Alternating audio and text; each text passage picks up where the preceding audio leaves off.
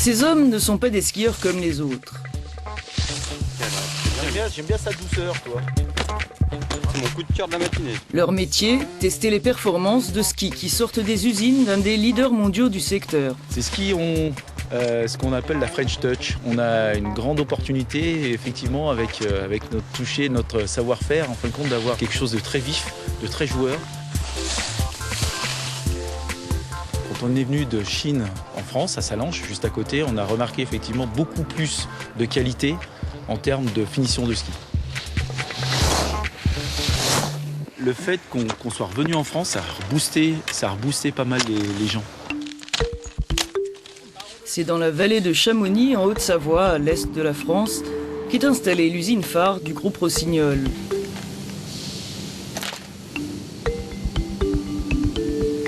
En difficulté, il y a quelques années, le site de Sallanches a bénéficié de la relocalisation en 2010 de la production de skis fabriqués auparavant à Taïwan. Une stratégie qui a permis de pérenniser le site et de créer de nouveaux emplois. On peut développer plus de skis, c'est vraiment bien pour la suite de l'usine. Ça nous encourage. Le fait de faire des skis de nom français en France, c'est déjà une valorisation pour le produit en lui-même.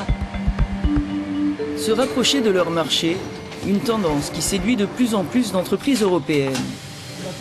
Plusieurs gammes de produits du groupe Rossignol sont encore fabriquées en Asie et en Europe de l'Est, mais la relocalisation des skis s'est avérée rentable. Aller produire à l'autre bout du monde des produits que vous devez ensuite rapatrier, ça coûte très cher en transport, ça coûte très cher en flexibilité, c'est pas du tout flexible.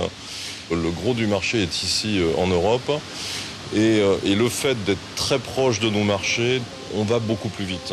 Et le fait d'arriver beaucoup plus vite sur le marché, de pouvoir réagir, est un avantage concurrentiel très important. Alors que l'Europe a perdu près de 4 millions d'emplois industriels et vu ses niveaux de production chuter de plus de 10% depuis 2008, les entreprises européennes amorcent timidement le virage du retour au pays. Nichée dans le massif du Jura, la ville de Morée, berceau de la lunetterie française, résiste tant bien que mal à la délocalisation massive du secteur. Créée en 1886, l'entreprise Albin Pagé est l'une des dernières de la vallée à fabriquer ses montures entièrement en interne. Un atout majeur aux yeux des distributeurs et des marques de mode qui les achètent sous licence. Voilà. Ça oui. Donc, je pense que nous, ici, on fait de bon boulot. Moi, je vois des lunettes de marque, je dis, ils ne sont pas aussi bien faites que les nôtres. Le Made in France et la capacité à livrer rapidement les clients sont des avantages clés face aux géants du secteur. Les montures coûtent un peu plus cher que celles fabriquées en Asie, mais les consommateurs sont preneurs, souligne le PDG du groupe.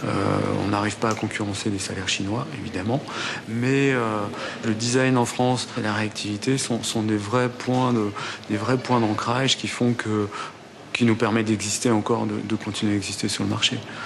Nous, on garantit une qualité. On a des taux de retour qui sont très faibles, mais vraiment très faibles, inférieurs à 1%. Donc, ils sont aussi des vrais garants de qualité.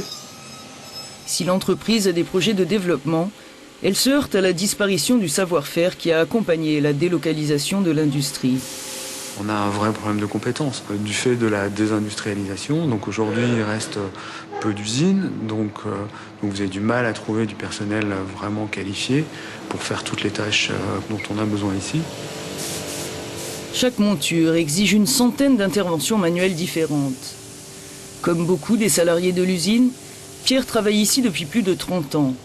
Outre la réalisation de prototypes, il peint aussi les montures métalliques à la main. C'est pas compliqué, mais c'est un savoir-faire. Donc ça ne s'apprend pas à l'école. C'est de plus en plus rare de trouver un peintre à Morée. Et c'est vrai que garder un savoir-faire est très important pour l'avenir. Surtout fabriquer de la qualité. Sinon, sans qualité, il n'y aura plus d'emploi pour demain, je pense. Miser sur la qualité, sur des marchés de niche, c'est ce qui caractérise les entreprises qui en Europe choisissent de ne pas s'expatrier. Un défi loin d'être aisé, comme en témoigne l'histoire de cet atelier de lingerie haut de gamme. Une société coopérative née dans le sillage de la faillite du groupe français Le Jabi. Malgré sa reprise il y a 2 ans, nombre d'ouvrières étaient restées sur le carreau. Sous l'égide de l'entrepreneuse Muriel Pernin et de quelques anciens employés de Le Jabi, un appel de fonds auprès d'investisseurs privés avait permis aux atelières de voir le jour il y a 1 an et de créer une trentaine d'emplois. Licenciée après 38 ans de carrière chez Le Jabi, Christiane croyait avoir trouvé ici un nouveau départ lorsque nous l'avons rencontrée il y a quelques semaines. C'est quelque chose de formidable, d'autant plus pour moi à mon âge. Et bon, c'est un renouveau. J'espère qu'il y aura d'autres entreprises qui vont se recréer en France de façon à ce que on conserve tout ce savoir-faire et que ça puisse donner du travail aussi aux personnes. Il y a tellement de chômeurs. Lors de notre visite, le carnet de commandes était plein. Mais l'entreprise avouait avoir du mal à livrer dans les temps, faute d'avoir trouvé un modèle de production et des circuits d'approvisionnement rapides adaptés à son marché. Une grande partie des fonds propres avait été investis dans la recherche pour mettre en place un nouveau processus de fabrication. En fait, la délocalisation, c'est le départ des grandes séries vers l'extérieur. Mais on n'a pas pensé à maintenir les petites séries. On ne fait pas 30 000 pièces en luxe. On fait 500 pièces, 1000 pièces. Moi, je mise sur le fait qu'il y a un créneau porteur sur les petites séries, mais il nécessite de reconcevoir une organisation. Aujourd'hui, par exemple, quand vous voyez l'atelier organisé comme cela, c'est-à-dire par des îlots de 5, c'est déjà, je dirais, la mise en œuvre des premiers résultats de notre recherche. Des efforts qui ont failli être anéantis par les difficultés financières des atelières. En quête de nouveaux investisseurs à l'époque de notre tournage, l'entreprise s'est heurtée au refus des banques de la soutenir.